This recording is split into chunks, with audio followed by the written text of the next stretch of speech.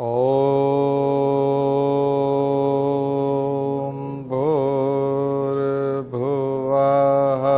स्वः तत्सवितुर्वरेण्यं भर्गो देवस्य धीमहि धियो यो नः प्रचोदयात्।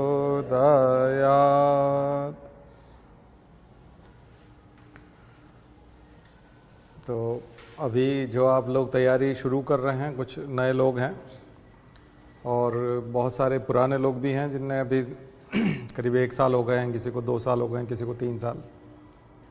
तो एक बहुत महत्वपूर्ण अनुभव मैं आपके साथ शेयर करना चाहता हूँ और वो अनुभव है पढ़ाई का। मतलब खास करके जब हम स्टडी करते हैं, कोई भी चीज़ तैयार करते हैं, तो मैंने खास करके मेरे साथ जो एक चीज़ महसूस की है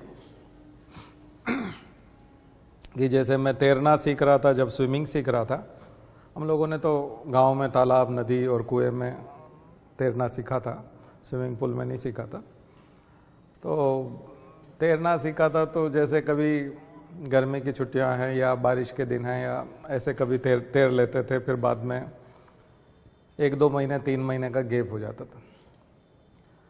तो कई बार मन में ऐसा लगता था कि शायद हम भूल गए होंगे या कमज़ोर पड़ गया होगा, अब उतना अच्छे से तैर नहीं पाएंगे। लेकिन जब भी पानी में कूदते थे तो पहले से ज़्यादा अच्छे से तैरते थे। जहाँ से हमने तैरना छोड़ा था उससे ज़्यादा अच्छे से तैरना हमको आ गया था, जबकि प्रैक्टिस छूट गई थी। ठीक ऐसा ही हारमोनियम के साथ हुआ। जब संगीत सीखना शुरू किया और हारमोनियम जब छूट जाता था, कई बार 3 महीने तक हारमोनियम नहीं बजा पाते थे। 3 महीने बाद जब कभी हारमोनियम पकड़ते थे तो उस पहले से भी ज़्यादा अच्छा बजता था, जहाँ हमने छोड़ा था उससे ज़्यादा अच्छे से बजता था। जबकि रियाज और अभ्यास से ज़्यादा अच्छा होना चाहिए, लेकिन छोड़ने से ज़्यादा अच्छा होता था, उल्टा था। और ठीक यही चीज़ पढ़ाई के साथ हुई, इंग्लिश बोलने से, इंग्लिश लिखने से, हैंड राइटिंग में। तो जैसे 1 महीने तक लिख रहे थे और अचानक लिखना छोड़ दिया, और फिर 2 महीने बाद जब लिखा तो पहले से ज़्यादा अच्छी हैंड राइटिंग थी और स्पीड भी बहुत ज़्यादा थी। तो कुछ समझ में नहीं आता कि लगातार अभ्यास करते रहने से स्थिति ठीक होती है या छोड़ देने से स्थिति ठीक होती है। तो मेरा पर्सनल अनुभव तो दूसरा है। ये चीज़ पढ़ाई में थी, कॉन्फिडेंस में भी, हर चीज़ में। तो जब भी हमने छोड़ दिया उसके बाद ज़्यादा दुगनी गति से और ज़्यादा अच्छे से हम परफेक्शन से उस चीज़ को पकड़ रहे थे। मुझे लगता है ये ईश्वर कृपा है, जो हम भगवान की आराधना करते हैं, ईश्वर को मानते हैं, सकारात्मक रहते हैं, ये उसका चमत्कार होता है कि आपको दुगनी गति से आपकी शक्तियाँ वापस मिलती हैं। तो फिर उनका क्या, जिनकी शक्तियाँ कमज़ोर हो जाती है, क्या उन पे ईश्वर कृपा नहीं है? तो ये थोड़ा सा मैं यहाँ तो नहीं क्लियर कर पाऊँगा कि क्या चीज़ है, वो मैं ज़्यादा उसमें नहीं जानता। लेकिन एक चीज़ मैं आपको बता देना चाहता हूँ कि ऐसे जो लोग होते हैं कि जो थोड़े थोड़े दिनों में छोड़ भी देते हैं, उसके बावजूद भी दुगनी गति से वो उस चीज़ को पकड़ लेते हैं। ऐसा अनुभव यदि आपका है तो आप 6 महीने से साल भर में IAS की तैयारी कर सकते हैं। आपके लिए उससे ज़्यादा समय नहीं लगेगा। 6 से 1 महीने से लेके 1 साल के अंदर अंदर IAS की तैयारी ऐसे व्यक्तियों की हो सकती है, अगर आपके ऐसे अनुभव हैं तो। मेरे तो हैं, वो क्यों हैं उसका कारण मैं नहीं जानता, लेकिन ऐसा था और मुझे बहुत कम समय लगा। अब आप लोगों के साथ कैसे अनुभव हैं? यदि आपको लगता है कि बहुत पढ़ते हैं तब भी रिजल्ट्स नहीं आते, तो आप भी इंटरमिटेंटली पढ़िए, थोड़ा सा तोड़ तोड़ के पढ़िए। आप कोशिश करिए कि आप भी थोड़ा सा उसमें गैप दें। अगर उससे अच्छे रिजल्ट आते हैं तो और क्या हो सकता है, उससे अच्छा तो और क्या हो सकता है। या फिर अभ्यास में थोड़ा सा परिवर्तन कीजिए कि अटेंशन लेवल कम है क्या फिर आपका, क्योंकि जितना भी पढ़ रहे हैं, ज़्यादा भी पढ़ रहे हैं और अगर अटेंशन लेवल नहीं है तो फिर कोई फ़ायदा नहीं है। तो अटेंशन भी होना चाहिए, है ना। जो भी पढ़ें अटेंटिव होकर पढ़ें, अच्छे से पढ़ें, ग्रेस्प करते हुए पढ़ें, और आउटपुट को जो है आप लोग करके देखिए कि आप लिख पा रहे हैं कि नहीं। अगर लिख नहीं पा रहे हैं तो फिर पढ़ने का कोई मतलब नहीं है, तो उसको फिर वहीं स्टॉप करिए, पॉज करिए और फिर उसको लिखने पे जाइए कि जो हमने पढ़ा है उसको हम लिख पा रहे हैं कि नहीं। तो अगर ये सब चीज़ें अगर आप करेंगे तो ज़्यादा अच्छे से आप रिजल्ट ले पाएंगे। और ऐसा होना चाहिए। भगवान की कृपा सब पे बराबर वितरित होती है। अब आप उसको कैसे एक्सेप्ट करते हैं वो आपको, आपके ऊपर है, ठीक है। बाकी हमारे अनुभव तो बड़े अनोखे हैं, बड़े, हम तो इसमें लग जाते थे, गायत्री परिवार के काम में लग जाते थे, हवन कराने चले जाते थे और संगीत में चले जाते थे और कहीं चले जाते थे। पढ़ाई लिखाई तो बहुत कम होती थी, स्कूल कॉलेज के टाइम बहुत कम हमने पढ़ाई लिखाई की है, बहुत ही कम। लेकिन सफलता तुरंत मिल गई, कॉलेज ख़त्म होते ही एकदम से जॉब लग गया, है ना।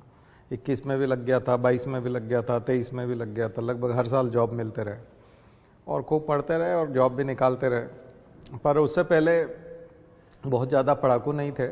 हाँ, कॉलेज में पोजीशन लग जाती थी, एक आध बार यूनिवर्सिटी में भी लग गया पहला नंबर, लेकिन वो ऐसे ही लगा है, वो भी कोई बहुत ज़्यादा पढ़ करके नहीं लगा, बहुत ज़्यादा मतलब ऐसे जैसे बहुत ही 18 घंटे पढ़ रहे हैं या 15 घंटे पढ़ रहे हैं, ऐसा नहीं। अपने सारे काम करते हुए, गायत्री परिवार के काम करते हुए, हवन में जाते थे, अश्वमेध यज्ञों में जाते थे, स्टेज पे बैठ के संगीत देते थे, प्रवचन करते थे, हवन कराते थे। तो ये सब काम करते करते ही हो गया। तो अभी शायद हम भगवान का काम कर रहे थे, इसलिए भगवान शायद हमारा काम देख रहा था, तो ये भी हो सकता है। लेकिन हमारे अनुभव थोड़े से डिफरेंट है। अगर आप लोग भी ऐसा महसूस करते हैं कि आपको जल्दी हो जाता है या फिर आप जब भी कभी छोड़ते हैं और वापस पकड़ते हैं उस तैयारी को तो स्पीड से कर पाते हैं या बहुत जल्दी कैच कर लेते हैं सारी चीज़ों को, तो फिर बहुत स्पीड आ जाएगी। और अगर ऐसा नहीं है तो फिर थोड़ा प्रैक्टिस कीजिए। पर अगर प्रैक्टिस करने से भी नहीं हो रहा और ऐसे अनुभव भी नहीं हो रहे तो फिर तरीका बदलना पड़ेगा आपको। उसी गति से चलने से बात नहीं बनेगी, ऐसे तो फिर रिजल्ट्स नहीं आने, ठीक है ना। चलिए, तो हम लोग बात कर रहे थे मुगल के टाइम की, लेकिन ये ध्यान रखिए कि हम लोग ये जो भी बात करते हैं दिल्ली और आगरा को लेके करते हैं। दूसरे जो क्षेत्रीय जो रीजनल पावर्स थे उनको हम लोग कई बार इग्नोर करते हैं। तो रीजनल पावर्स की तरफ हमको जाना चाहिए हिस्ट्री में। और ये जो गवर्नमेंट अगर कभी सिलेबस पे फोकस करेगी, नए सिलेबस पे, तो मुझे लगता है कि रीजनल पावर्स पे जाएंगी, क्योंकि उनके पास अब फिर उनको अगर इग्नोर करेंगे आप दिल्ली और आगरा की सरकारों को या दिल्ली और आगरा के बादशाह सुल्तान और इनको यदि आप मुस्लिम होने के कारण अगर आप इग्नोर करना चाहते हैं तो फिर सीधा सा तरीका है कि आप राजपूताना पे फोकस करें, महाराष्ट्र में शिवाजी पे फोकस करें। तो शिवाजी और महाराणा प्रताप दो बड़े लीडर जो है वो उभर करके सामने आएंगे, ठीक है ना।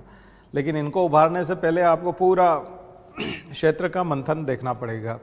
तो सबसे पहला जो ताकतवर क्षेत्र है वो है दक्षिण का, और दक्षिण का ताकतवर क्षेत्र में आता है खास करके 4-5 जो हमारे नोट्स में मिल जाएगा, बाकी आप विकिपीडिया पे ढूंढेंगे तो भी मिल जाएगा। निज़ाम शाही सबसे इम्पॉर्टेंट था, निज़ाम शाही, निज़ाम शाही हैदराबाद में, निज़ाम शाही, आदिल शाही, आदिल शाही, बरीद शाही, तो बरीद शाही डायनेस्टी, कुतुब शाही, आदिल शाही, बरीद शाही, कुतुब शाही, निज़ाम शाही, है ना। ये ऐसे आपको मिलेंगे। गोलकुंडा में कौन है, बीदर में कौन है, अहमदनगर में कौन है, ठीक है, हैदराबाद में कौन है। हैदराबाद में निज़ाम थे, ठीक है, गोलकुंडा में भी निज़ाम थे, निज़ाम शाही गोलकुंडा के लिए भी जाना जाता है। तो ये सब के शासक कौन थे, यहाँ आपको होमवर्क करना पड़ेगा कि इसकी स्थापना किसने की, कुतुब शाही की किसने की, कुतुबुल मुल्क जो थे, तो कुतुब शाही और बरीद शाही, निज़ाम शाही, ठीक है। तो ये आप करिए ये वाला। लेकिन यहाँ एक और वंश है जिसको हम जानते हैं विजयनगर साम्राज्य। विजयनगर साम्राज्य सबसे इंपॉर्टेंट, सबसे ज़्यादा क्वेश्चन आते हैं। जब हिंदू वाली बात आती है तो ये तो सब मुस्लिम है, लेकिन ये मुस्लिम दूसरे वाले मुस्लिम है, ये वो मुस्लिम नहीं है, ये दरअसल कन्वर्टेड है और स्थानीय मुस्लिम है ज़्यादातर। ये जो जितने मैंने आपको बरी शाही, इमाद शाही और तमाम 7 प्रकार के हैं, ये 7 है, जब आप खोजेंगे तो मिल जाएंगे सब एक ही साथ। तो ये सारे इंडियन मुस्लिम है, वो वाले जो इन्वेडर्स हैं उनमें से नहीं हैं, ये ऐसे हैं जो यहीं के कन्वर्टेड ज़्यादा हैं। खास करके इनकी माँ तो यहीं की है, पुरुष जरूर मुसलमान हो सकते हैं लेकिन माएँ सबकी हिंदू थी, अधिकांश हिंदू ही थे, ठीक है ना। लेकिन इस बीच में एक हिंदू शासक है जिसको हम लोग मानते हैं विजयनगर साम्राज्य, विजयनगर डायनेस्टी एम्पायर, बहुत बड़ा एम्पायर है विजयनगर एम्पायर, और बहुत समृद्ध है। और इसमें बहुत सारे वंश हैं, जैसे संगम वंश है, तुलु वंश है, सालू वंश है, तुलु वंश है, लास्ट में अराविडु है। 4 डायनेस्टी है, इसमें 4 डायनेस्टी मिलेंगी। और जो सबसे इम्पॉर्टेंट डायनेस्टी है वो तुलु में आपको मिलेंगे कृष्णदेव राया। ये राया सरनेम लिखते हैं, राया। एक राम राया के समय में युद्ध हुआ था तालीकोटा का। तो यहाँ आपको 4-5 इंपॉर्टेंट चीज़ें जो याद रखनी है। तालीकोटा का युद्ध, तालीकोटा वॉर। और विजयनगर साम्राज्य के सबसे महत्वपूर्ण शासक के रूप में यदि आप याद रख सकें तो कृष्णदेव राय।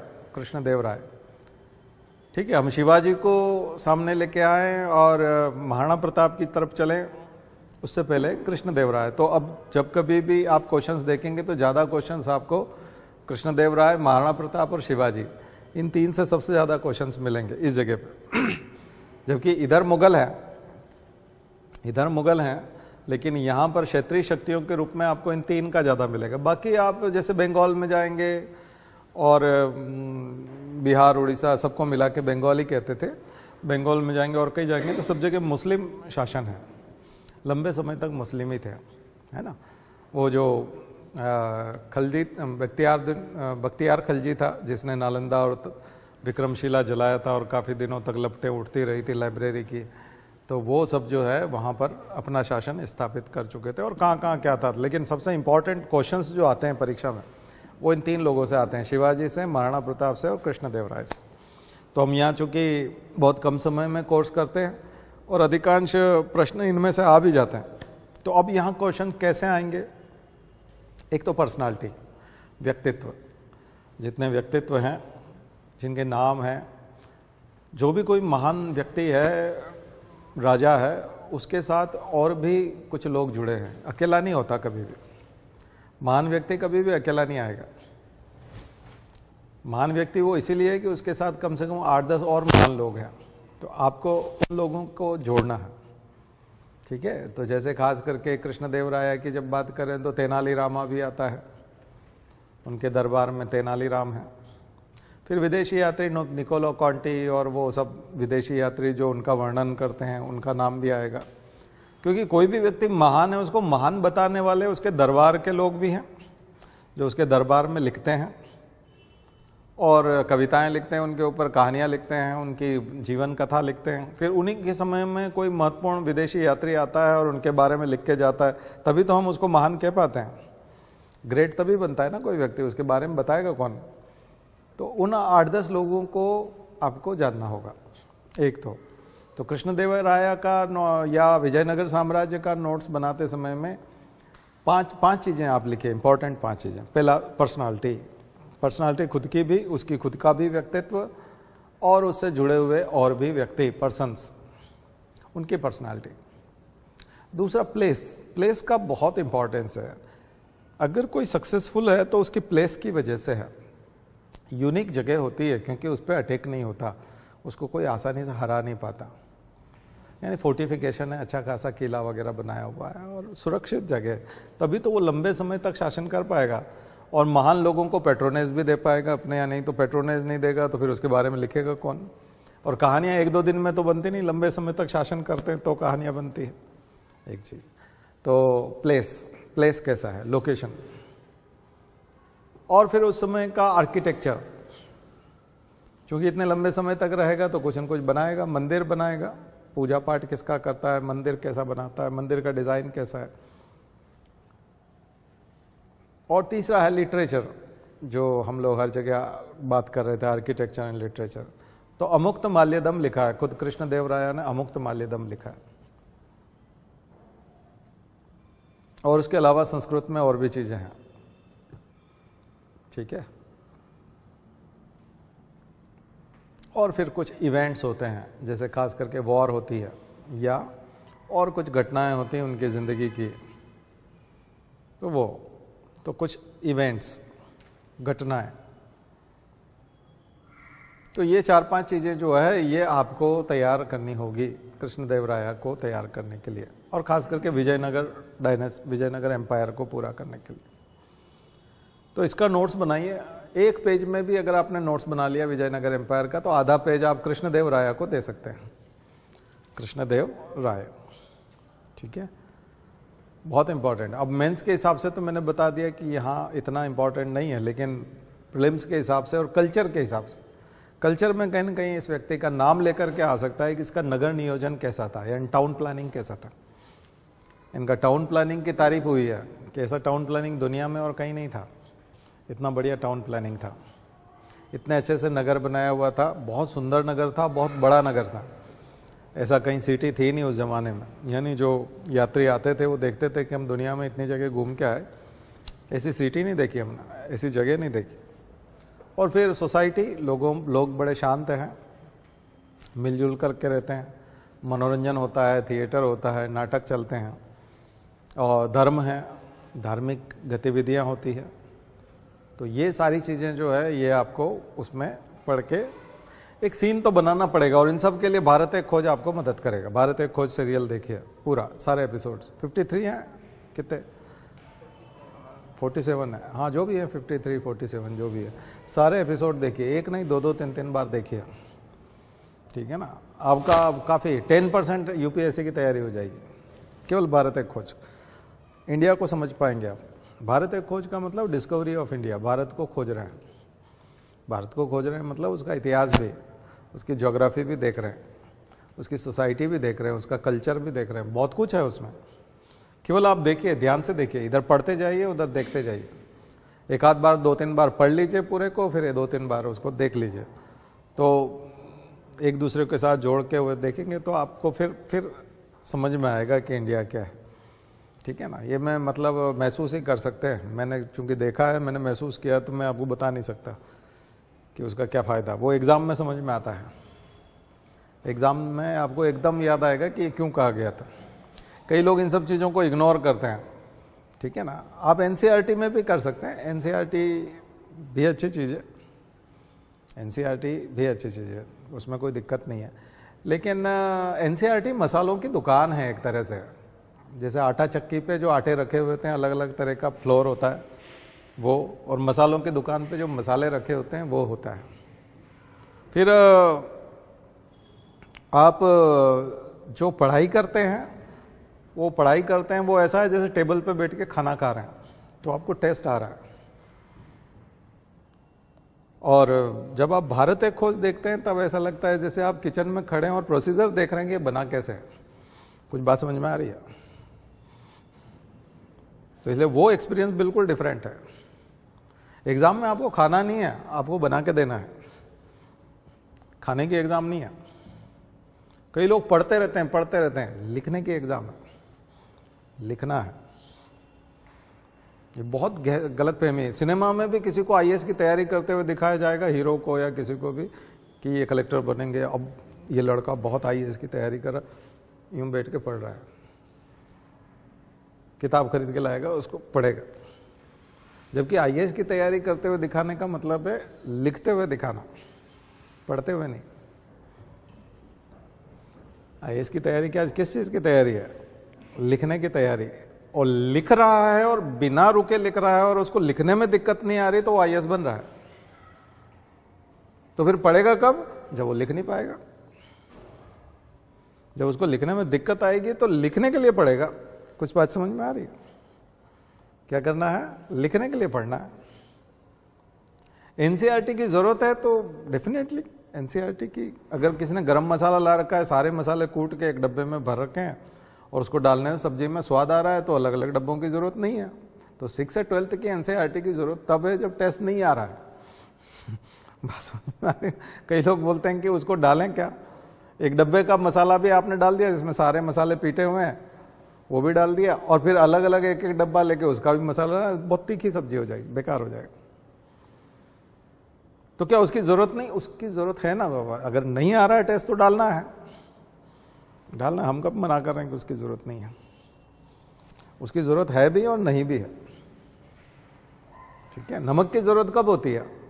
जब आप कुछ खाएंगे और लगेगा कि नमक नहीं है, तो फिर ऊपर से नमक डालेंगे। ऐसा थोड़ी कि नमक डालना ही होता है,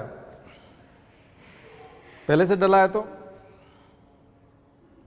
तो अगर लिखते समय में अगर आप लिख पा रहे हैं और अच्छे नंबर लाने लायक लिख रहे हैं तो जरूरत नहीं है। आ रहा है समझ?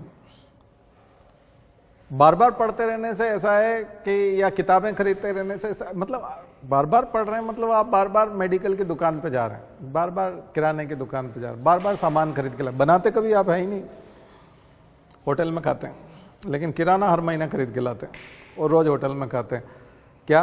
किताब पढ़ते रहना, केवल स्टडी करते, जिसको स्टडी करना बोलता है ना आदमी, मतलब पढ़ते रहना, मतलब स्टडी कर रहा है। या आजकल यूट्यूब हो गया तो अब वो यूट्यूब देखता रहता है, तो उससे लगता है कि वो पढ़ाई कर रहा है। अब और ज़्यादा आलस्य आ गया, अब तो वो पढ़ता भी नहीं है, वो सुनता है, देखता है। वो लिखेगा कब? और जब लिखने की बारी आती तो हाथ पांव नहीं चलते। तो ऐसे लोगों को आईएएस बनने में दिक्कत आई, बहुत ही ज़्यादा दिक्कत आने वाली है। वो कभी नहीं बन पाएंगे। वो दया के पात्र बन जाएंगे। हमारे बच्चों ने बहुत मेहनत की, वो रिजर्वेशन की वजह से कोई बनता नहीं है। हमारा बच्चा बहुत जोरदार है, बस ये क्या हिंदी मीडियम का ना, इसलिए नहीं बन पाया। तरह तरह के बहाने लागू हो जाएंगे। हमारा बच्चा क्या है, वो गांव में पढ़ा हुआ है ना, इस वजह से इसको बचपन में एजुकेशन अच्छी नहीं हुई ना, इसलिए नहीं पढ़ पाया। इसके हमने ट्यूशन नहीं लगाए थे, इसलिए आईएएस नहीं बन पाया। इसने कोचिंग नहीं की थी, इसलिए आईएएस नहीं बन पाया। ये सब बहाने हैं। वाकई में उसने लिखा नहीं कभी। जो लिखेगा वो बनेगा, और वो ज़्यादा अच्छे से बनेगा, और बहुत जल्दी बनेगा, और बहुत बड़ा ऑफिसर बनेगा। बड़ा बनेगा, अच्छा बनेगा, और जल्दी बनेगा। ठीक है? बाकी सब दया के पात्र बनेंगे, उनके ऊपर दया आएगी लोगों को कि ये बहुत मेहनती है। ठीक है? तो आपको बनना है या दया का पात्र बनना है ये आपके ऊपर निर्भर करता है कि आपको क्या करना है। क्योंकि लिखते समय में चैलेंज आएंगे, लिखता नहीं बनेगा। अभी मैंने कृष्णदेवराया बोल दिया, लेकिन कहूँ कि 100 शब्द लिखो, ठोस होने चाहिए, 10 पॉइंट्स होने चाहिए। कृष्णदेवराया कहाँ के राजा थे, और वो जो नगर था वो कौन सी नदी के किनारे था? तुंगभद्रा।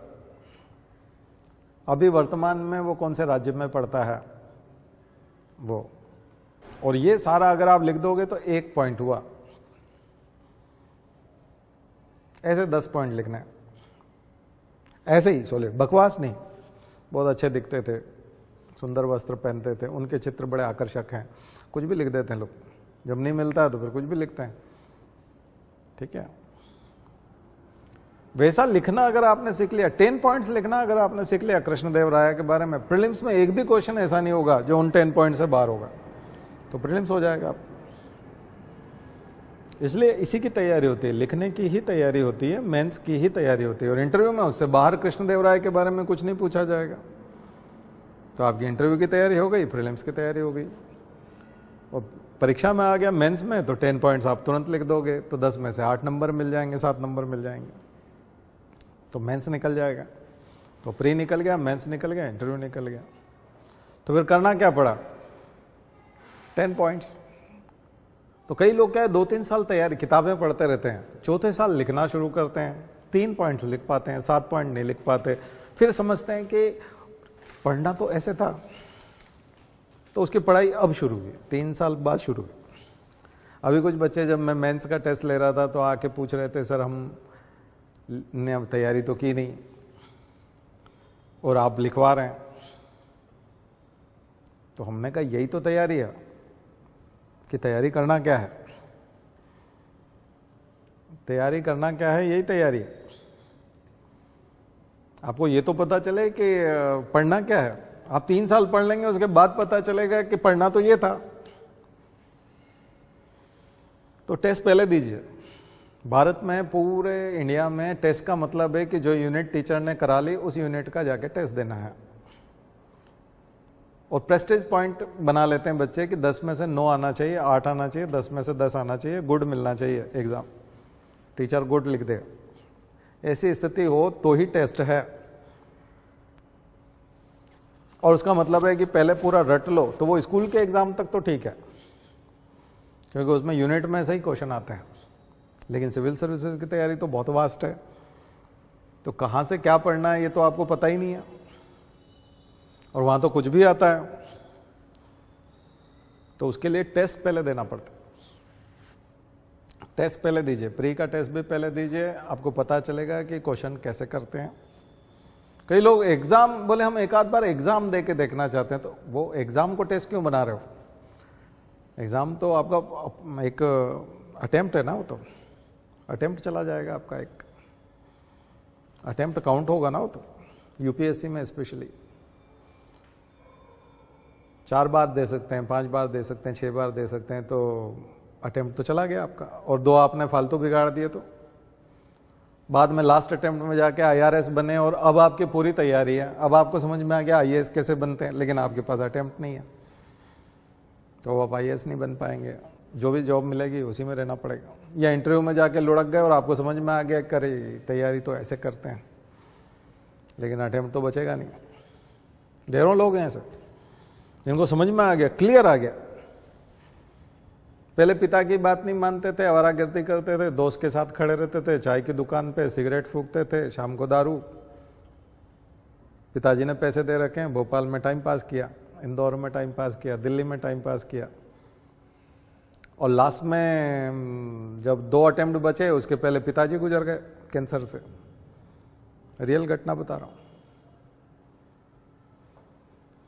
पिताजी गुजर गए तो घर की सारी जिम्मेदारी आ गई, शादी करनी पड़ गई, और 2 अटेम्प्ट बचे थे। 2 अटेम्प्ट में जी जान लगा दिया, शराब छूट गई, सिगरेट छूट गई, पारिवारिक जिम्मेदारी आ गई और ये सब। और अब एग्जाम निकालना भी आ गया, प्री भी निकल गया, मेंस भी निकल गया, इंटरव्यू में पहली बार में जाके अटक गए। और सेकंड अटेम्प्ट जो लास्ट अटेम्प्ट बचा था उसमें टाइफाइड हो गया मेंस के टाइम, तो 2 नंबर से बाहर हो गए। अब अटेम्प्ट नहीं है और 4 अटेम्प्ट पहले गुजार दिए। ऐसे ढेरों लोग हैं, ढेरों कहानियां, बहुत बाद में समझ में आता है। हम आपको पहले बता रहे हैं, पहले कोई नहीं मानता, सबका अपना अपना ईगो होता है, अपना अहंकार होता है, तो वो सोचता है कि ये बोल रहे हैं हम अलग हैं, हम फोड़ देंगे, हम तोड़ देंगे, बस इसी लैंग्वेज में रहता है, फोड़ेंगे तोड़ेंगे सब, बिल्कुल इनको मजा चखाएंगे, हम बताएंगे हम कौन है इनको नहीं पता, कुछ नहीं होता उससे, कुछ भी नहीं होता, सब बकवास है। लिखना पड़ेगा, अल्टीमेटली लिखना पड़ेगा, तभी बात बनेगी। और जितना लिखेंगे उतनी गंभीरता आएगी, क्योंकि औकात पता चलती है तो विनम्रता आती है, क्योंकि हम लिख नहीं पाते हैं, हैंड राइटिंग समझ में नहीं आती, लिखते हैं तो स्पीड नहीं बन पाती, जो याद किया था उसका आधा ही याद आता है वहाँ पे लिखते समय। तो क्वालिटी, पढ़ाई की क्वालिटी भी उसी से तैयार होती है। हम तो हर साल देखते हैं, ईगो में देखते हैं, फूले हुए बच्चे देखते हैं, फिर बाद में सब समझ में आता है, बहुत बाद में सरेंडर होते हैं, या कई लोग तो होते ही नहीं, तो फिर जिंदगी में हमको कहीं धक्के खाते हुए दिखते हैं, सोशल मीडिया पे दिखते हैं, किसी कंपनी का यूनिफॉर्म पहन रखा है और वहाँ पर काम कर रहे हैं, किसी में क्या कर रहे हैं, किसी में क्या कर रहे हैं, तो पता चलता है कि ये धक्के खा रहे हैं। 15-16 हज़ार में कोई शोषण कर रहा है, कोई 20 हज़ार में, कोई 25 हज़ार। कौन देता है 25-30 हज़ार से ज़्यादा आजकल? प्राइवेट वाले तो देते ही नहीं, बहुत शोषण करते हैं। बिल्कुल ही आप उनका बिल्कुल ही काम हल्का कर दो तब जाकर के वो 40-50 हज़ार देंगे, ऐसे थोड़ी। शोषण है वो, युवाओं का शोषण है। और कितनी जल्दी उम्र बीतती है, तो 35-40 में बीमारियां घेर लेंगी, शरीर में बहुत सारी बीमारियां लग जाएंगी, पारिवारिक जिम्मेदारियां बढ़ जाएंगी, 45 के होते होते बच्चे बड़े हो जाएंगे, उनके कॉलेज के और उनके खर्चे आ जाएंगे, 50 आते आते उनकी शादी आ जाएगी। तो प्राइवेट सेक्टर थोड़ी कर पाता है वो सब। इधर 2 लाख 2.5 लाख तनख्वाह हो जाती है यूपीएससी में, सिविल सर्विसेज में होते या सरकारी में होते तो। और फिर पेंशन अलग मिलती है, चाहे वो सीपीएफ ही हो, तब भी न्यू पेंशन स्कीम में भी पेंशन तो मिलती है। तो वो जो तरीका जो सोचते हैं कि नहीं हमारा भी काम चल रहा, हाँ जिसके घर पे 30-40 एकड़ जमीन है, पिताजी 1-2 करोड़ का बैंक बैलेंस 4-5 करोड़ का छोड़ के जा रहे हैं, बाइक भी उन्होंने ही दिलाई थी, किचन में भी उन्होंने ही जमाया था सामान, ऐसे लोग तो फिर 10-20 हज़ार की नौकरी कर लें तो भी चला लेंगे काम, क्योंकि मकान किराया लगता नहीं, केवल पेट्रोल डलाना है गाड़ी में, बिजली का बिल भरना है और किराने का सामान भरना है, तो ऐसे लोग तो चला लेते हैं। लेकिन जिनको अपने बच्चों की शादी भी खुद करनी है, मकान भी खड़ा करना है लाइफ में, खुद के खर्चे भी सब उठाने हैं, ऐसे लोग नहीं कर पाएंगे। उसके लिए आपको गंभीरता से बिना कोई एक्सपेरिमेंट किए तैयारी करनी चाहिए। और जो हम बता रहे हैं वैसे वैसे केवल हमारा लेक्चर सुनो, उसमें जो इंपॉर्टेंट पॉइंट्स बताए जाते हैं उससे बाहर क्वेश्चन नहीं आते। क्योंकि देखिए जो भी पेपर बना रहा है उसको भी इंपॉर्टेंट क्वेश्चन ढूंढ रहा है और सिलेबस बहुत वास्ट है, तो वो भी उसकी नज़र जो पड़ेगी वो उन्हीं क्वेश्चंस पे पड़ती है जो हम बता रहे हैं, वही क्वेश्चंस है। और सबसे बड़ी बात है कि आपको 60% भी नहीं लाना है, प्रीलिम्स भी आपका 50% होता है तो आईएएस का प्री निकल जाता है। यूपीएससी में भी अगर 50% होते हैं तो इंडिया टॉप कर जाते हैं, इंडिया के टॉप 10 में आ जाता है 50% पे। टॉप 100 में आने के लिए 47% 46% ही लाना है। यानी कुछ हिस्सा अगर नहीं भी आया एग्जाम में और छोड़ भी दिया या कमजोर भी रहा तब भी आप आईएएस बन जाओगे। आया समझ? तो फिर इतना तो हम बता ही रहे हैं आपको।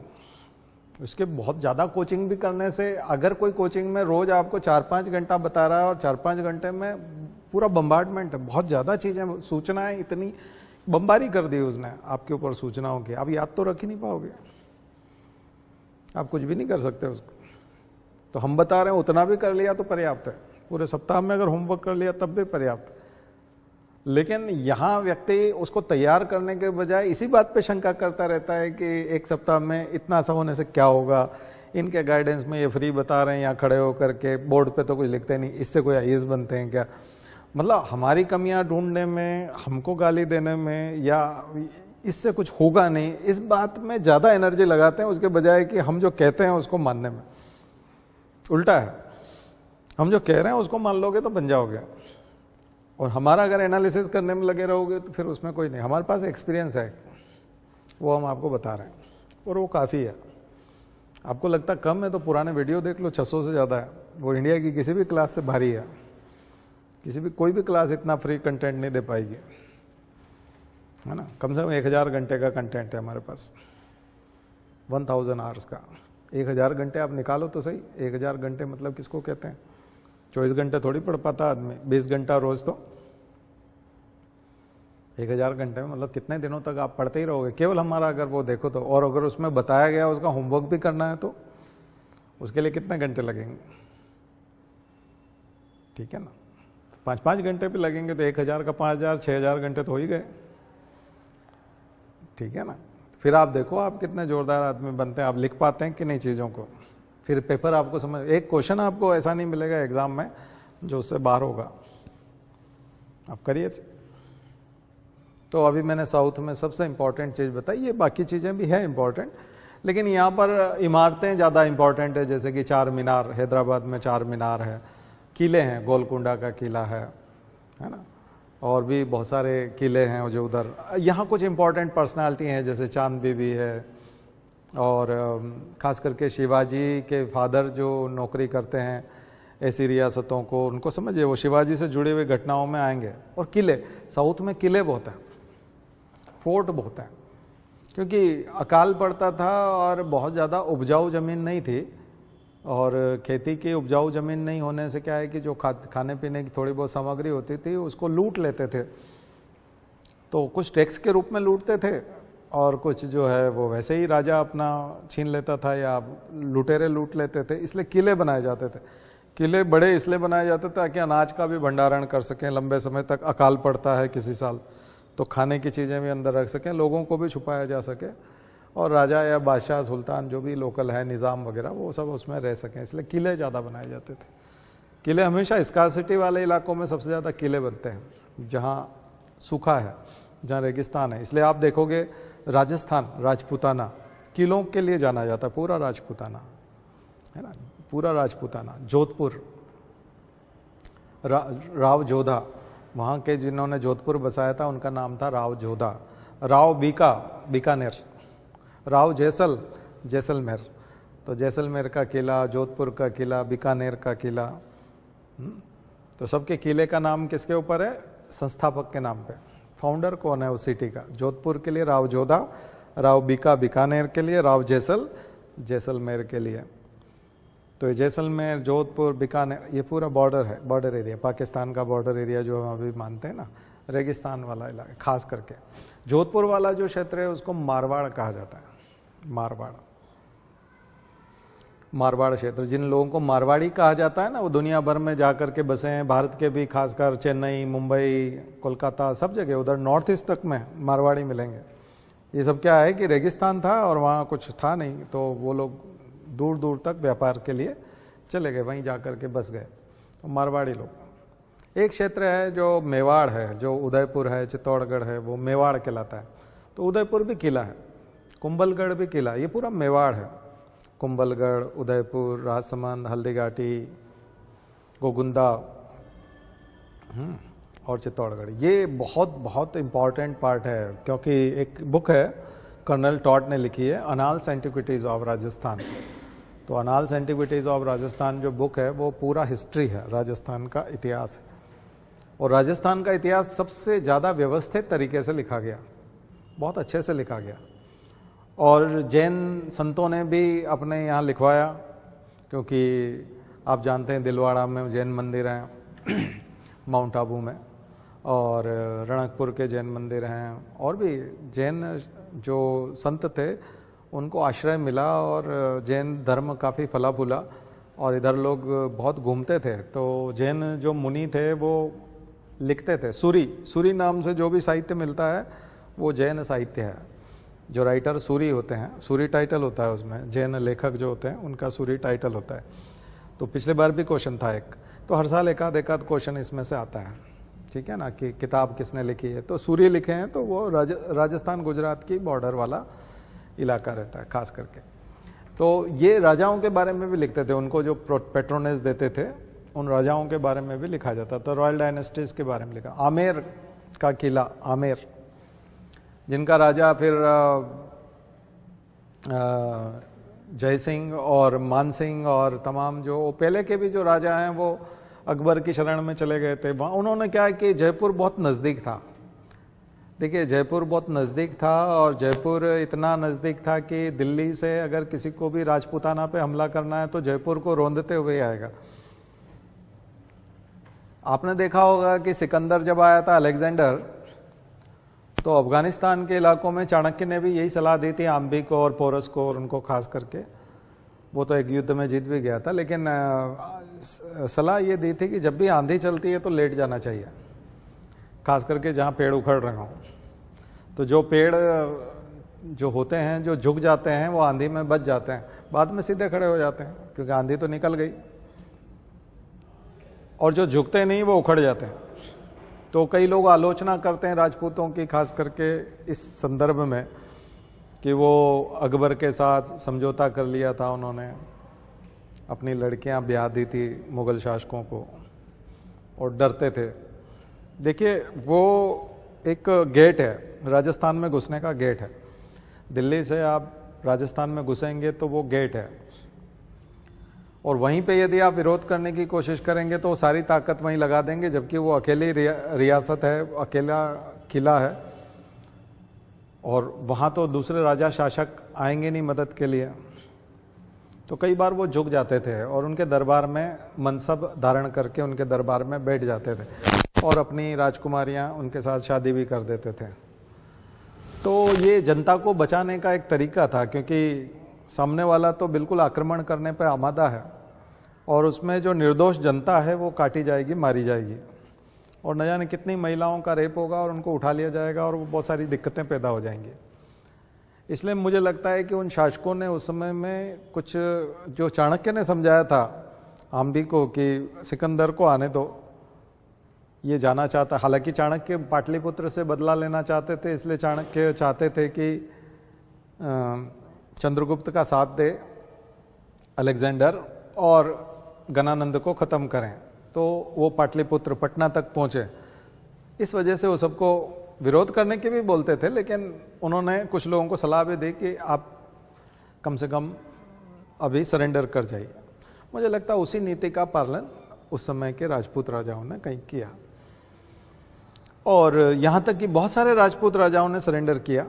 लेकिन यहाँ जो एक सबसे बड़े योद्धा थे उनको सबसे ज़्यादा आपको टाइम देना चाहिए यहाँ पे होमवर्क में भी, और वो है महाराणा प्रताप। राणा प्रताप सिंह जो उदयपुर के राजा थे, लेकिन स्टोरी यहाँ से शुरू नहीं होती है। एक स्टोरी तो आपको कल अलाउद्दीन खिलजी की बताई थी, राजा रतन सेन वाली, जो पद्मिनी वाली, पद्मावत वाली है, लेकिन उसके बाद वो जौहर भी होता है और वो सारा। ये जो दूसरी स्टोरी है ये यहीं उदयपुर से के बजाय ये चित्तौड़गढ़ से शुरू होती है। चित्तौड़गढ़ राणा सांगा के ही बेटे थे उदय सिंह, और जो वहाँ पर बलबीर था वो उनकी जान लेना चाहता था। बनवीर जो था वो उनकी जान लेना चाहता था, सेनापति था। आपने कहानी सुनी होगी पन्नाधाय की। पन्नाधाय की कहानी सुनी नहीं है तो पन्नाधाय को जाकर के पढ़िए, विकिपीडिया पे जाके पढ़िए, राणा उदय सिंह के वहाँ पे। उदय सिंह जब छोटे थे तब उदय सिंह को मारना चाहता था सेनापति बनवीर। तब पन्नाधाय जो थी वो उदय सिंह का पालन पोषण करने वाली माँ थी। उदय सिंह महाराणा प्रताप के पिता हैं, महाराणा प्रताप के फादर हैं उदय सिंह। तो पन्नाधाय जो है उनका पालन पोषण करती थी, रानी के बजाय वो दूध पिला करके बड़ा किया उन्होंने पन्नाधाय ने। और हमेशा रानियां जो है उस समय में पन्नाधाय के बारे में कहा जाता है कि ऐसी एक धाय माँ हुआ करती थी जो दूध पिला करके राजकुमारों को बड़ा करती थी। रानी जनरली दूध नहीं पिलाती थी। एक दूसरी उसी समय में अगर किसी को बच्चा हुआ है तो वैसी कोई माँ ढूंढी जाती थी और उसका बच्चा भी उसके बराबर हो, उसी बच्चे के बराबर, और उसको ये काम दिया जाता था कि आप इसको दूध पिला करके बड़ा करेंगे। तो उदय सिंह की जो धाय माँ थी पन्नाधाय नाम था उनका, उन्होंने अपने बच्चे चंदन को बनवीर के सामने सुला दिया था, मतलब महाराणा प्रताप की जगह, और अपने बेटे को तलवार से कटवा दिया था। लेकिन उदय सिंह को बचा करके ले चली गई थी कुंभलगढ़, वो काफ़ी दूर ले चली गई थी उनसे, और ऐसा करके उन्होंने उदय सिंह की रक्षा की थी। बहुत बड़ी कहानी है, अपने खुद राष्ट्र के लिए, राष्ट्र के नायक के लिए, राजा को बचाने के लिए, भविष्य के राजा को बचाने के लिए, यानी राजकुमार को बचा करके भविष्य में, क्योंकि फिर उस जगह पे स्थापित कौन होगा, तो वो भार रक्षा का खुद अपने ऊपर लेना और एक नाबालिग राजा को बचाना जो बच्चा है अभी, और उस जगह पर अपने बेटे को मरवा देना उस बच्चे को। वो जो कहानी है वो बहुत अच्छा, डॉक्टर राम कुमार वर्मा ने एक नाटक लिखा है, दीपदान, अपने दीपक का दान कर देना। दिवाली का दिन था, उस दिन हुआ था, दिवाली का दिन था। और आप पढ़िएगा कभी वो नाटक, शॉर्ट में देखेंगे कभी, या आपको मिल भी जाएगा दीपदान, शायद मूवी भी बनी होगी, या थिएटर तो होता ही है, थिएटर तो काफ़ी होता है। तो ये वाली स्टोरी, ये जो चीज़ें हैं ना, ये इतनी मार्मिक चीज़ें हैं कि ये छोटे छोटे पात्र हैं जो अकेले नहीं आते। उसके साथ मैंने कहा ना, महापुरुष जो है, महान व्यक्ति जो है, उसके साथ पूरी कहानियाँ हैं, उसके साथ बहुत सारे पात्र हैं, वो मिलकर के उस कहानी को पूरा करते हैं। और यही आपके क्वेश्चंस हैं। तो जब कभी भी हिंदू राष्ट्र बनेगा या भारत में सरकार जो है सिलेबस चेंज करेगी, भगवाकरण करेगी, या मुझे लगता है ऐसी चीज़ों को ज़्यादा तवज्जो दी जाएगी बनिस्बत की पहले जो अकबर और बाबर और इनकी जो कहानियां हैं, इनको ज़्यादा बताया जाता था, अकबर को ज़्यादा महान बताया जाता। ये करने की कोशिश करेंगे, अगर मेरा मानना है। अगर ऐसा नहीं कर पा रहे हैं तो फिर आप कैसे तो भगवाकरण करेंगे और कैसे क्या करेंगे। और मुझे लगता है ऐसी चीज़ें, कहानियाँ, अगर विदेशी आक्रमणों की और गाय को काटने की और महिलाओं के रेप की और ऐसी कहानियाँ, और अगर यही चीज़ें आप ज़्यादा पढ़ाएंगे तो मुझे नहीं लगता उससे कोई राष्ट्र निर्माण होगा और उससे बहुत अच्छे प्रशासक आप तैयार कर पाओगे। निश्चित रूप से ऐसी कहानियाँ जो ऐसा ऊर्जा पैदा करे, युवाओं को प्रेरणा दे, राष्ट्र के प्रति, माताओं के प्रति, भगवान के प्रति और मानवता के प्रति, स्पेशली ह्यूमैनिटी के लिए, जो लोग अपना सब कुछ ख़त्म कर देते थे, उनमें से ये लोग थे। तो ये कहानी चित्तौड़गढ़ की कहानी है, चित्तौड़गढ़ में थे तब के। फिर चित्तौड़गढ़ हासिल किया उनने, और फिर जब अकबर ने आक्रमण किया, तो अकबर ने जब आक्रमण किया फिर से चित्तौड़गढ़ पर, तब बहुत सारे ऐसे लोग हैं, भारमल हैं, फत्ता जी हैं, तो ऐसे बड़े सैनिक हैं जिनकी बाद में अकबर ने उनकी इंसल्ट करने के लिए उनकी मूर्तियां जो है जयमाल और फत्ता की मूर्तियां उसने अकबर ने अपने आगरा के जो किले हैं उस किले के बाहर 2 गेट पे गेट कीपर के तौर पे पत्थर की मूर्तियां बनाई कि ये फत्ता की मूर्ति है, ये जयमाल की मूर्ति है। ये दोनों मतलब उदय सिंह की रक्षा कर रहे थे, मतलब मैंने जब अटैक किया था, लेकिन आज ये मेरे यहाँ दरबार के तौर पे खड़े हैं, जबकि वो पत्थर की मूर्तियां थी, लेकिन उनकी इंसल्ट करने के लिए। तो कोई आदमी इंसल्ट करने के लिए, उसका अपमान करने के लिए अगर पत्थर की मूर्ति अपने गेट पे लगवाता है, इसका मतलब उन्होंने वाकई में कैसा युद्ध किया होगा, कितना चिढ़ा हुआ था अकबर उन लोगों से। तो ये सब लोग महान हैं, और ऐसे लोगों को यदि आप स्टोरी में नहीं लाएंगे और इतना डीप में अगर जाकर के उसको नहीं पढ़ेंगे, जैसे महाराणा प्रताप का नोट्स 5 पेज का होना चाहिए, आपका नोट्स जो है कितना जाना चाहिए, 5 पेज का। छोटी छोटी स्टोरीज को उसमें लेके आइए, ठीक है, थोड़ा सा डीप में पढ़िए। उदयपुर जाते हैं वो, उदयपुर बसाते हैं, तो उदय सिंह को छोड़ना पड़ता है चित्तौड़, क्योंकि कब्जा कर चुका है अकबर, और परिवार सहित यहाँ से रवाना होना पड़ता है। तब वो और आगे जाकर के वन प्रदेश में जाकर के घने जंगल में पहाड़ियों के बीच अभी जो वर्तमान उदयपुर है उसकी स्थापना करते हैं, और वहाँ पर वो फिर से एक नगर बसाते हैं जिसका नाम है उदयपुर। उदयपुर का किला, आप जो तमाम सिटी पैलेस और वो तमाम किले और वो सब देखते हैं फोर्ट उदयपुर में, तो वो सब उसी जमाने के उदय सिंह के द्वारा बसाया गया, इसलिए उदयपुर। तो महाराणा प्रताप फिर उनके पिता के बाद वहीं के राजा बनते हैं, उदयपुर के राजा बनते हैं, ठीक है, महाराणा प्रताप जो है वहीं के राजा बनते हैं। तो ये कहानी है। लेकिन महाराणा प्रताप का विवाह यहाँ हो चुका होता है चित्तौड़ में, मेवाड़, तो उदयपुर तक मेवाड़ है। तो 1947 में जो मेवाड़ का विलय हुआ था भारत संघ में, तो वो उदयपुर से फरमान जारी हुआ था, यानी इंस्ट्रूमेंट ऑफ एनेक्सेशन जो सिग्नेचर कराया था सरदार पटेल ने, वो उदयपुर में कराया था। एक समय में मेवाड़ की राजधानी चित्तौड़ थी, बाद में मेवाड़ की राजधानी उदयपुर हो गई थी, उदयपुर शिफ्ट हो गई थी, ठीक है। और उदयपुर से ही फिर हल्दी घाटी का युद्ध होता है, क्योंकि अकबर का फिर आक्रमण होता है उदयपुर पे, और सवाई मानसिंह के नेतृत्व में, सेनापति कौन था, सवाई मानसिंह, और इधर जो है सेनापति था हाकिम खां सूर। तो महाराणा प्रताप का जो वो सूर साम्राज्य वाला, शेरशाह सूरी वाला जो अवशेष बच गए थे ना, उनमें से उनका जो वंशज था वो हाकिम खां सूर सेनापति है, किनका, महाराणा प्रताप का। और अकबर का सेनापति कौन है, राजपूत, सवाई मानसिंह। तो मुगल शासक अकबर लड़ने नहीं आया, अकबर और महाराणा प्रताप का आमना सामना नहीं हुआ कभी भी, अकबर कभी नहीं लड़ा, हमेशा सेना भेजता था और हिंदू होता था, लड़ने वाला कौन होता था, हिंदू, महाराणा प्रताप को समझाने वाला भी हिंदू। तो हाकिम खां सूर हुआ, सवाई मानसिंह हुआ, ये सब बहुत इंपॉर्टेंट कैरेक्टर हैं जिनको आपको लिखना है। और सबसे इंपॉर्टेंट कैरेक्टर एक एनिमल है, घोड़ा, हॉर्स, चेतक, जो आप चेतक ब्रिज देखते हैं यहाँ पे। आप यहाँ महाराणा प्रताप नगर, जिस नगर में हम बैठे हैं या पढ़ाई कर रहे हैं, अभी हम जो क्लास चल रही है इसको बोलते हैं एमपी नगर जोन 1, हम जोन 1 में बैठे हैं। उधर जोन 2 चेतक ब्रिज डिवाइड करता है, चेतक ब्रिज के उस तरफ का जो नगर है वो क्या कहलाता है, जोन 2, ये जोन 1 है।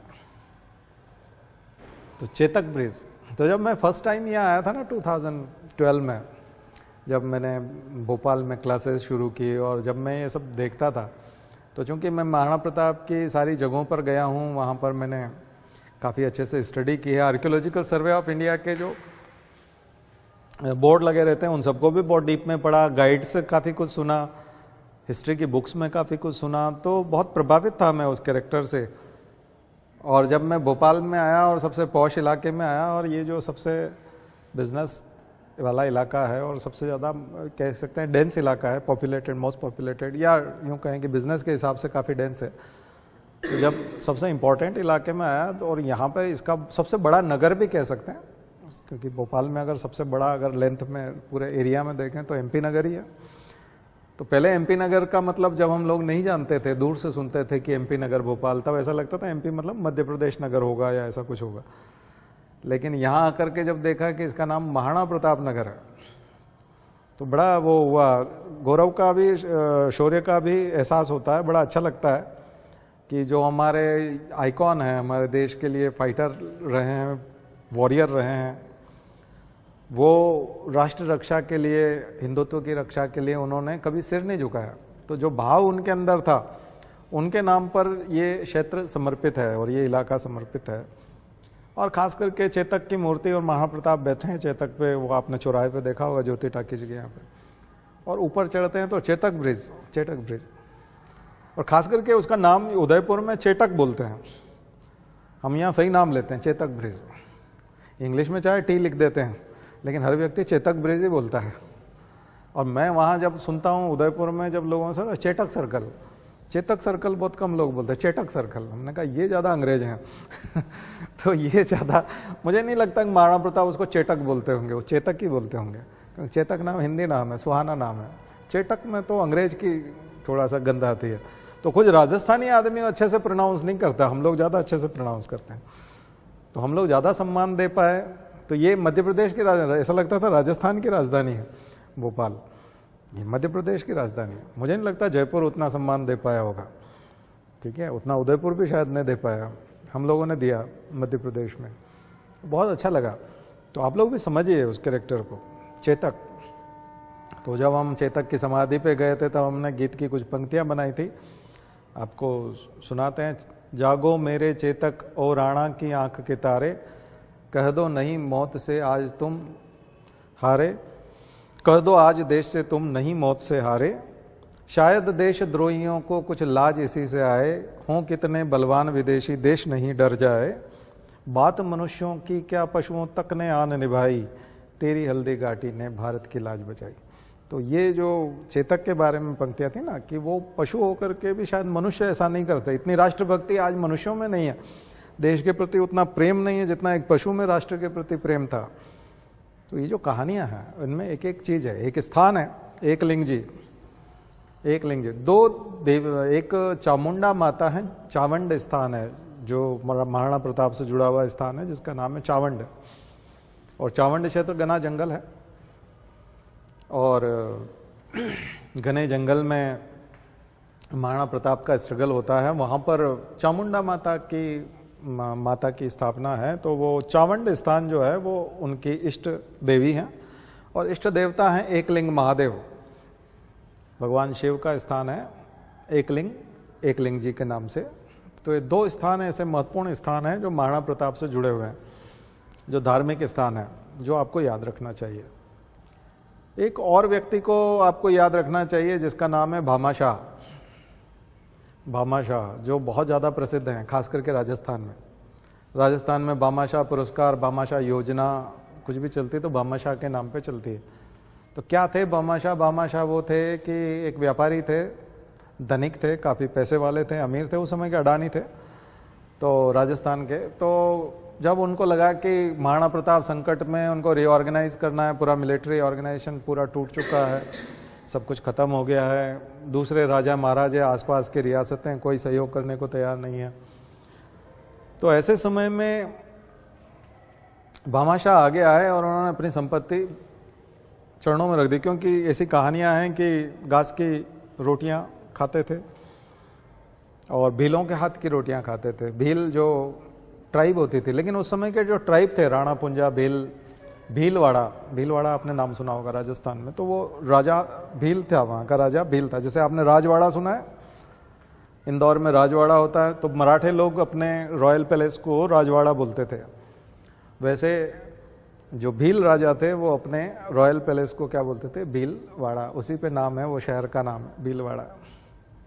तो वहाँ की एक पंक्ति सुनाना चाहूँगा। ओ भीलों के वंश कहाँ तक गाएं कथा तुम्हारी, चुका सकेगा नहीं देश एहसान तुम्हारे भारी, हाथ कटाकर भी राणा तक रोटी थी पहुँचाई। तो अकबर के लोग जो थे, अकबर के आदमी, जैसे गुंडों के आदमी होते हैं वैसे तो अकबर के जो सेना के लोग थे वो उन भीलों के हाथ काट देते थे जो राणा तक रोटी पहुंचाते थे, तो रोटी भी नहीं पहुंचाने देते थे। तो इतनी कठिन परिस्थितियों में वो रहे, पर वो हाथ भी कटवाने को तैयार हो जाते थे। ऐसे थे भील और भीलवाड़ा। तो वो लोग भी जुड़े हैं, भील भी जुड़े हैं, और उस समय का सबसे पैसे वाला आदमी फिर सब कुछ दान देता है और उनकी सेना रीऑर्गेनाइज कराता है। तो कहानी समझ में आई? मैंने कहानी को तो बहुत अच्छे से बता सकता हूँ, बहुत डीप में बता सकता हूँ, लेकिन समय नहीं है इतना। तो आप लोग थोड़ा सा मेहनत कीजिए इसके ऊपर। अगर आप ये सब करेंगे तो मुझे लगता है कि वो जो पॉइंट्स हैं वो निकल करके आएंगे। और ये मुगल शासन से जुड़े हुए वो क्षेत्र हैं, कृष्णदेवराया, खास करके महाराणा प्रताप, जिनको परीक्षाओं में अब शायद ज़्यादा तवज्जो मिलेगी, या आने वाले सिलेबस में भी ज़्यादा सब मिलेगी, और मिलना भी चाहिए। पता नहीं क्यों हमने इनको कम स्थान दिया और विदेशियों को ज़्यादा स्थान दिया। यही कारण है कि हमें वो जो गौरव का एहसास होना चाहिए, गर्व का एहसास होना है, हमारे पढ़े लिखे लोगों में भी वो एहसास नहीं है, क्योंकि उन्होंने इन कथाओं को और इनको रोंगटे खड़े कर देने वाली चीज़ें थी जो ऊर्जा से भर देती है, राष्ट्र के प्रति प्रेम, मातृभूमि के प्रति प्रेम बताती है, लेकिन हम लोग नहीं कर पाए। ये दुर्भाग्य है। अब ये षड्यंत्र पूर्वक किया गया है या मेहनत नहीं की है, जो भी है, लेकिन ये गलत था, होना चाहिए था। ठीक ऐसे ही एक महापुरुष हैं हमारे सामने, छत्रपति शिवाजी, और उनके साथ भी इतिहास में उतना न्याय नहीं हुआ। महाराष्ट्र तो भरपूर गुणगान करता है, आप जानते हैं, महाराष्ट्र में कोई प्रॉब्लम नहीं। महाराष्ट्र में शिवाजी को जननायक ही माना जाता है। वहाँ के जो सामान्य लोग हैं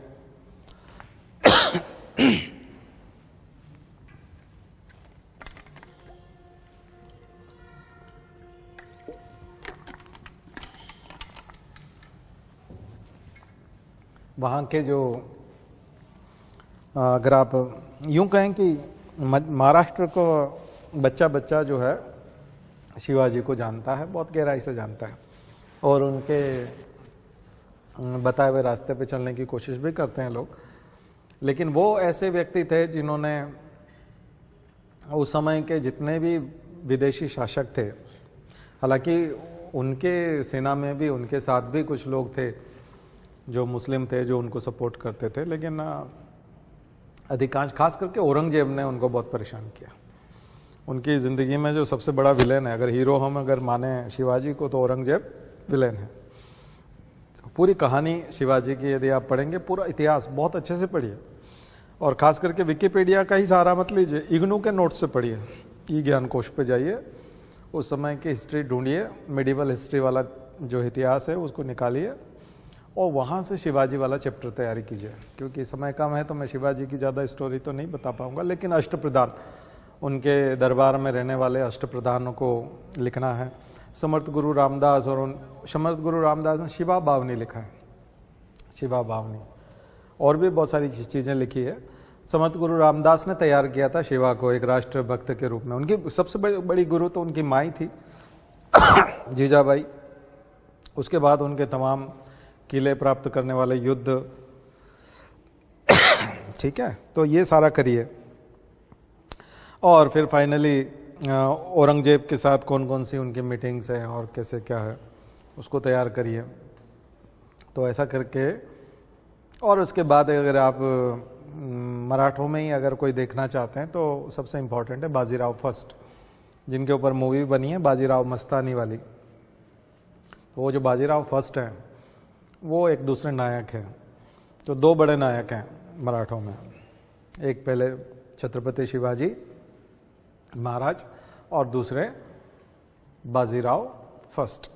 मैं चाहूँगा कि इनको भी यदि आपने अच्छे से कर लिया तो भी आपका हिस्ट्री का बहुत बड़ा हिस्सा वो कवर हो जाएगा, है ना। और मुझे नहीं लगता इससे बाहर क्वेश्चंस ज़्यादा आएंगे, है ना। तो फिर हम आगे जो है यहाँ से आगे का इतिहास करेंगे। अभी इस बार जो होमवर्क है रीजनल पार्ट्स, इसमें बंगाल भी कर सकते हैं, थोड़ा मुस्लिम शासक हैं मुबारक खिलजी और थोड़ा और साउथ का कोई जो छूट गया है, मैंने आपको सब बताई हैं, आदिल शाही, निज़ाम शाही और वो सब।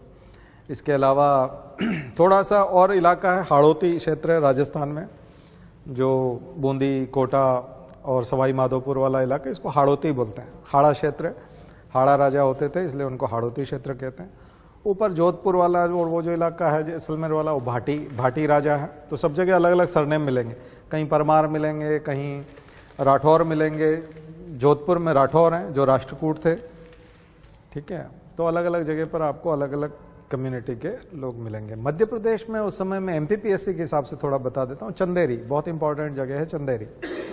चंदेरी, चंदेल राजा छत्रसाल, राजा छत्रसाल उसी समय के मराठों के समय के राजा छत्रसाल की लड़की थी वो, जो जिसके ऊपर मूवी बनी है बाजीराव मस्तानी, तो राजा छत्रसाल की लड़की थी।